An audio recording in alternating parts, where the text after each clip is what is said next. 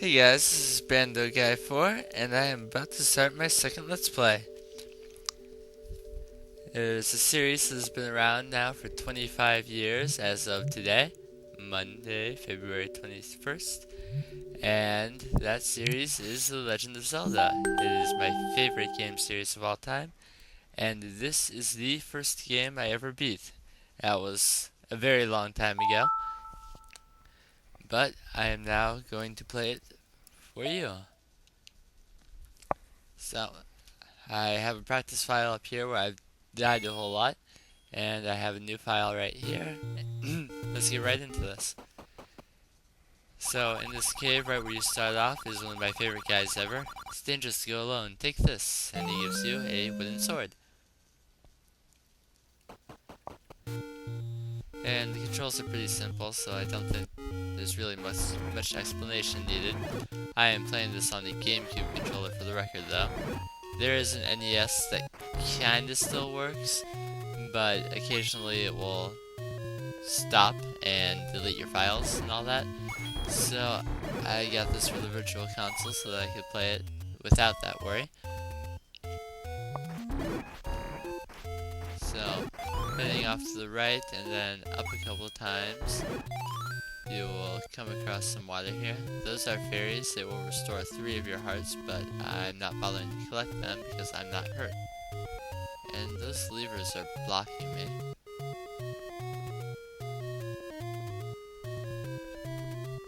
So I'm going to run straight up here and get hit once. And that Octorok can walk through the tree apparently. And this is level 1. If you walk right back out of level 1 and walk in, the door that was locked at the top is now unlocked. And that's a trick that a lot of people know. And here is Stalfos. You can kind of see a key inside that one, and if you just touch it, you'll get the key. But that also guarantees you're gonna get hit, and it's usually not a good thing. Sometimes if you hit an enemy, they'll be knocked away, but these Stalfos aren't being knocked away when I hit them, so I'm taking more hits than I would like to. And now let's go off to the left instead, and we will see keys. It wouldn't be a Zelda game without the keys. And they will occasionally stop for a moment, which makes it easier for me to kill the extra one and get that key.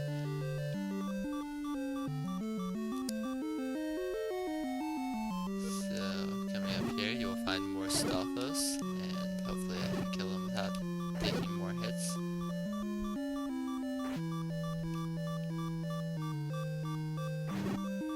There are a couple more things besides hearts, rubies, and fairies that enemies can drop, but I'm not going to talk about those right now because we haven't encountered any enemies that drop those things yet.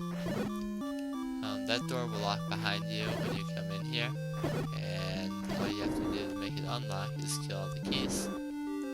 Use the key on this door up here, and you will see some blobs here.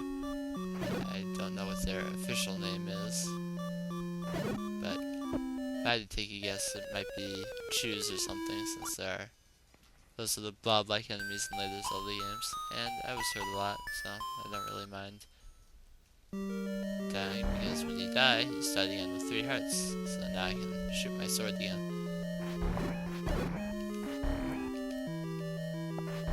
Hold in my hand a sword that shoots laser beams.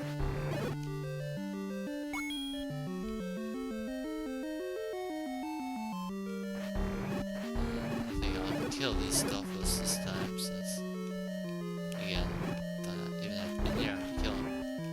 But I want to get those 5 rupees. And of course, regular rupees are 1, blue rupees are 5, basic Zelda stuff.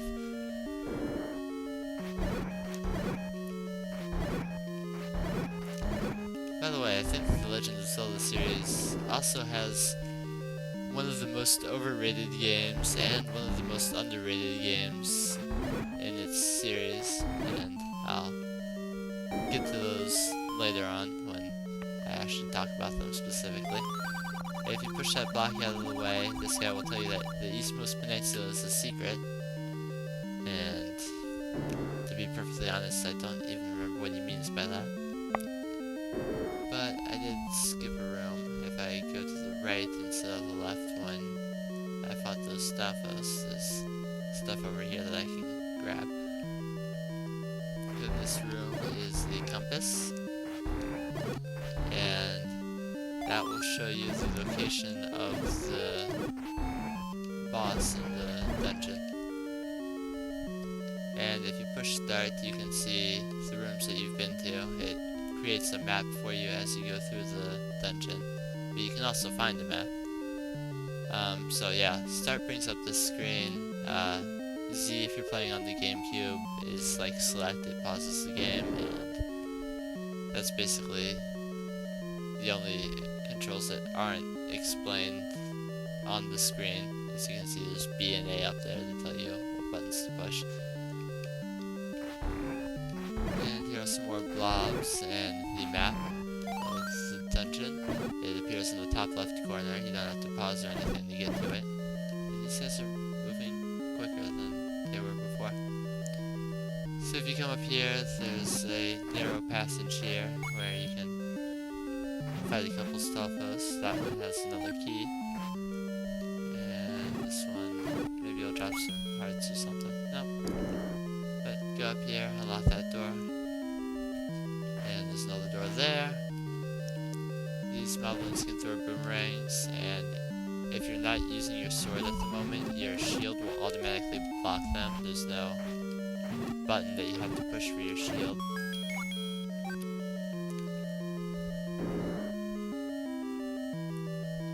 And come over here, there are spike traps.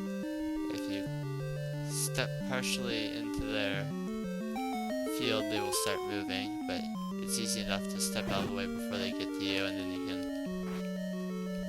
walk through as they're moving back when they're moving slower.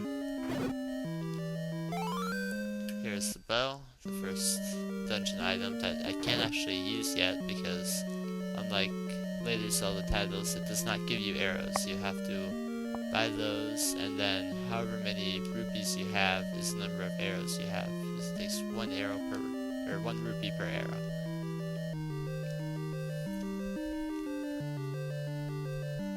That's all the explaining I'll have to do for quite some time, because this game is not overly complex. Though for its time, of course, groundbreaking and still an excellent game.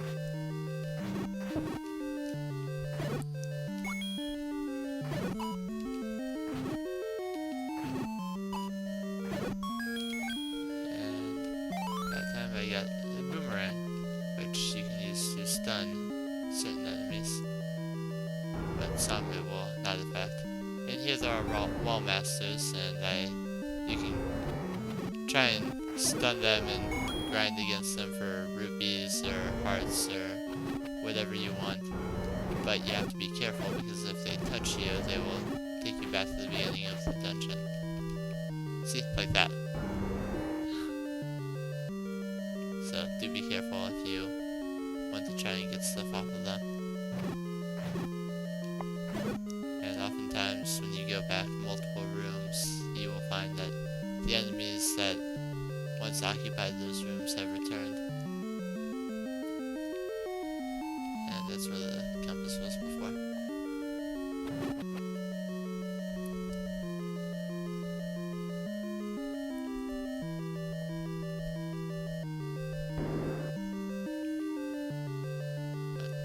Ignore most of these enemies since... Ah yes, now that I think about it, the boomerang can also kill those smaller blobs, so you don't have to use your sword if you've already gotten the boomerang.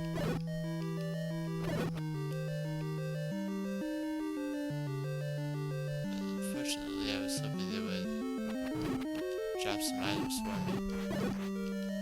Because I would like to go into this boss with all my hearts intact. It's not looking like that's very likely, unless I'll try and kill some more wall masters. Okay, so the room to the boss is locked, and I have the game paused right now. If you look below the key icon, you'll see that I got some bombs as I was going around killing enemies to get my hearts back up.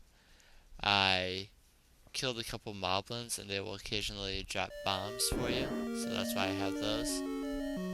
Come to this locked door and you will find the boss. This is Aquamentus.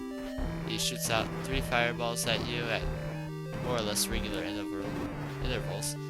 And if you stand back at the opposite end of the room, chances are he's not going to hit you. But even if you don't have full hearts, he's pretty easy to dodge most of the time. So, here's the Triforce. And this is not the entire Triforce. It is one of 8 pieces, because there are 8 levels in this game. Well, 8 levels that give you a Triforce piece at the end of them. And now that I'm done with the first dungeon, I want to do a few things before continuing on to the second one, which will make the second dungeon a lot easier.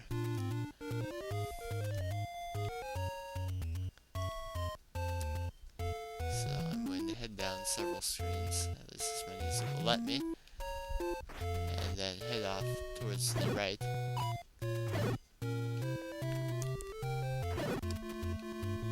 And I'm killing these enemies for the sole purpose of hopefully getting a few more rupees, because I need more. But I will continue on with that in the next part, so if you like this video, give it a thumbs up, feel free to comment, and if you liked my videos so far, subscribe because there's more on the way. This has been BandoGuy4, and I will see you guys next time.